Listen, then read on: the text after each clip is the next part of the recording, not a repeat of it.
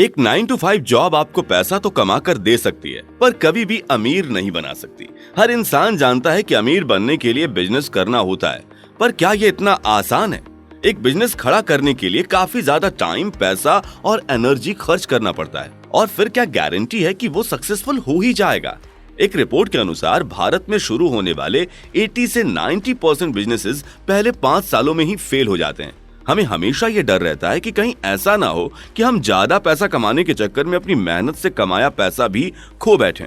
अब ये तो यूनिवर्सल ट्रूथ है कि ज्यादा पैसा कमाने के लिए बड़ी रिस्क लेनी ही होती है, पर रिस्क भी सोच समझ कर ली जाती है और दांव उस बिजनेस पर लगाया जाता है जिसके सक्सेसफुल होने के चांसेस दूसरों से ज्यादा हों। तो चलो मैं आज आपको बताता हूँ 10 ऐसे बिजनेसेस के बारे में जिनके फेल होने के चांसेस सबसे कम हैं। Number 10, FMCG, fast moving consumer goods.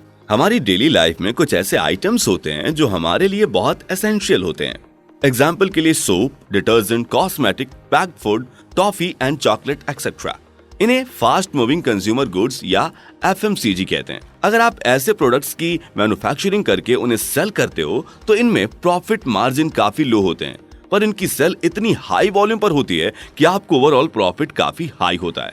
कोई भी नया FMCG प्रोडक्ट हो, वो बहुत ही कम समय में अपना कस्टमर बेस बना ही लेता है, और एक बार ऐसा करने के बाद लॉन्ग टाइम तक मार्केट में अपनी जगह बना कर रखता है। ऐसे कई FMCG प्रोडक्ट्स होंगे जिनको आप बचपन से ही यूज करते होंगे। Kurkure, dairy milk, Maggi, life boy, Nirma, इन्होंने एक बार मार्केट में अपनी जगह बनाई और फिर हमेशा के लिए अमर हो गए। किसी दुकान पर नया प्रोडक्ट देखकर हमें उसे एक बार यूज करने का मन तो जरूर करता है। अगर आपने उस एक बार में कस्टमर का दिल जीत लिया तो आपका बिजनेस सक्सेसफुल है। यही कारण है कि FMCG प्रोडक्ट्स में फेल्योर के चांसेस काफी कम माने जाते हैं। Number 9, real estate. अब ये बिजनेस आप तभी कर सकते हैं जब आपके पास ऑलरेडी काफी सारा पैसा हो और आप उस पैसे से एक प्रॉफिटेबल बिजनेस खड़ा करना चाहते हो। दुनिया के 90% मिलेनियर्स रियल एस्टेट से ही अमीर बने हैं। इस बिजनेस में इतना पैसा है जितना दुनिया के सारे इंडस्ट्रियल बिजनेस मिलकर भी नहीं दे सकते।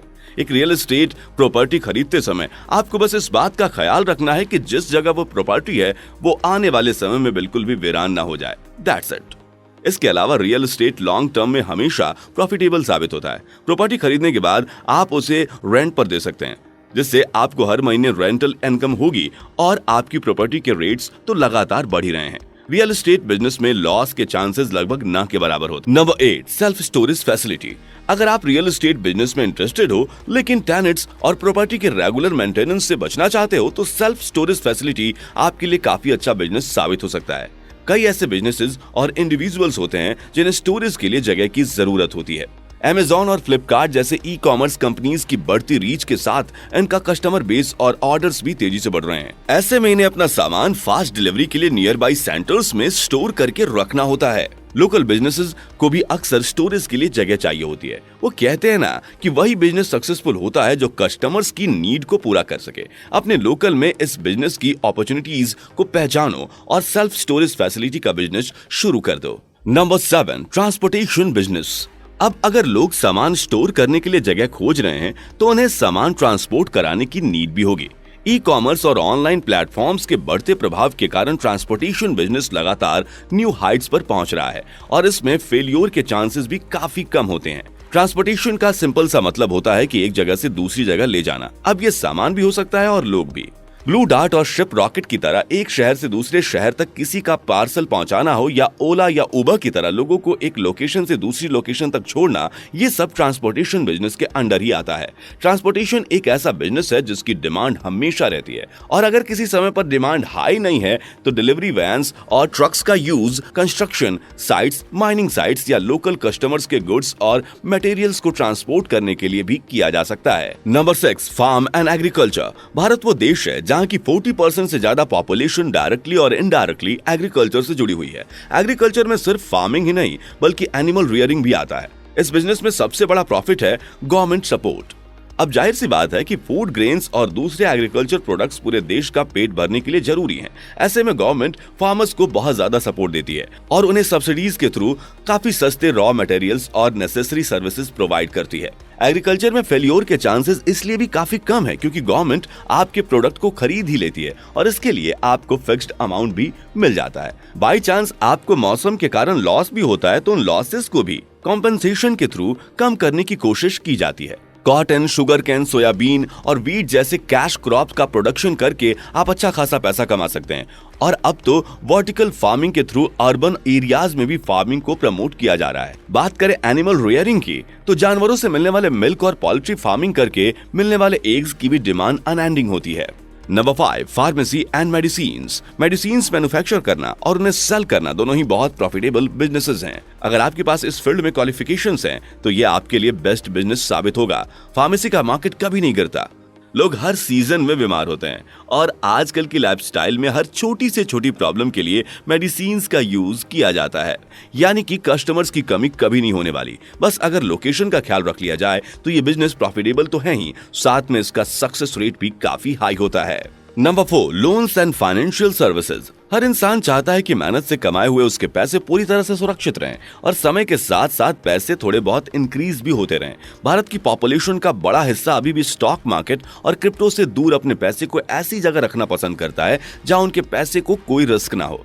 दूसरी ओर लगातार शुरू हो रहे नए बिजनेसेस को लोन्स की जरूरत भी पड़ती है और इसलिए वो लोन देने वाले लोग तलाशते हैं। पैसों को सेफ रखना, इंश्योरेंस देना और लोन देने जैसी फाइनेंशियल सर्विसेज कभी भी आउट ऑफ फैशन नहीं जाने वाली और ये ऐसे बिजनेसेस हैं जिनके फेल्योर का रेट भी काफी कम होता है। Number 3, education. एजुकेशन एक ऐसा एक्सपेक्ट है जो लोगों के इमोशंस और प्राइड से जुड़ा होता है। जो इंसान ज्यादा एजुकेटेड होता है उसे सोसाइटी में उतनी ही रिस्पेक्ट मिलती है। जब पेरेंट्स अपने बच्चों के लिए स्कूल्स या कोचिंग फाइंड करते हैं तो वो क्वालिटी के साथ सेटिस्फैक्शन देखते हैं।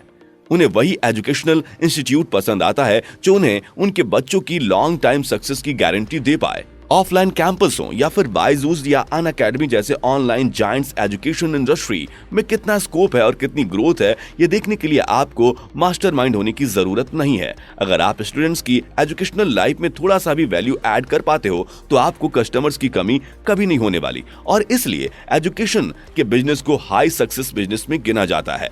नंबर 2, सिन इंडस्ट्री। सिन यानी कि पाप या बुराई। ये वर्ड सुनकर ही आप समझ गए होंगे कि ये बिजनेस सोसाइटी के नेगेटिव एस्पेक्ट से जुड़ा हुआ है।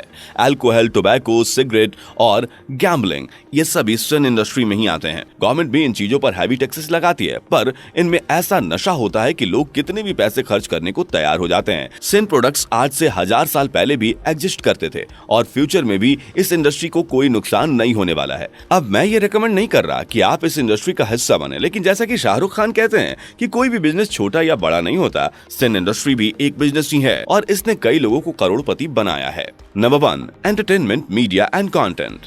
अब ये एक ऐसा बिजनेस है जिसमें एक नहीं बल्कि कई फील्ड्स शामिल हैं। इस इंडस्ट्री में कमर्शियल प्रोडक्शन से लेकर news coverage, TV serial, movie, games, music और ऑनलाइन कंटेंट सब आ जाता है। लोग न्यूज चैनल्स के थ्रू लगातार देश दुनिया की लेटेस्ट न्यूज से जुड़े रहना पसंद करते हैं। टीवी सीरियल्स और मूवीज देखने वाली ऑडियंस की कोई कमी नहीं है। म्यूजिक हमारी डेली लाइफ का हिस्सा बन चुका है और हर एक मोमेंट पर मूड के अकॉर्डिंग अलग अलग प्रकार के सॉन्ग सुनते ही रहते हैं। हाल ही के सालों में हमारे देश में इंटरनेट यूजर्स की संख्या तेजी से बढ़ी है और इसके कारण लोग पहले से कहीं अधिक कंटेंट कंज्यूम कर रहे हैं। ओटीटी प्लेटफॉर्म पर वेब सीरीज देखने से लेकर यूट्यूब वीडियोस से नॉलेज गेन करने और इंस्टाग्राम, फेसबुक जैसे ऐप्स से दिन भर चिपके रहने तक एंटरटेनमेंट के लिए जितना कंटेंट अवेलेबल है उतनी ऑडियंस भी मिल जाती है। बात करें गेमिंग की तो इसका क्रेज भी ऐसा है कि छोटे बच्चे से लेकर बूढ़े लोगों तक सभी इस इंडस्ट्री का हिस्सा हैं। अगर आप भी कुछ यूनिक और इंटरेस्टिंग कंटेंट क्रिएट कर सकते हो तो इस बिजनेस में आपके लिए अनलिमिटेड अपॉर्चुनिटीज हैं और इसमें फेल्योर के चांसेस काफी कम हैं। ये थे 10 ऐसे बिजनेसेस जिनमें सक्सेस होने के चांसेस काफी ज्यादा हैं। इस चैनल पे मैं इसी तरह के मनी टॉपिक्स पे बात करता हूँ। वीडियो अच्छा लगे तो लाइक करके चैनल को सब्सक्राइब करो और कमेंट में बताओ कि इनमें से बेस्ट बिजनेस आइडिया कौन सा लगा आपको। मिलता हूँ नेक्स्ट वीडियो में। Thanks for watching.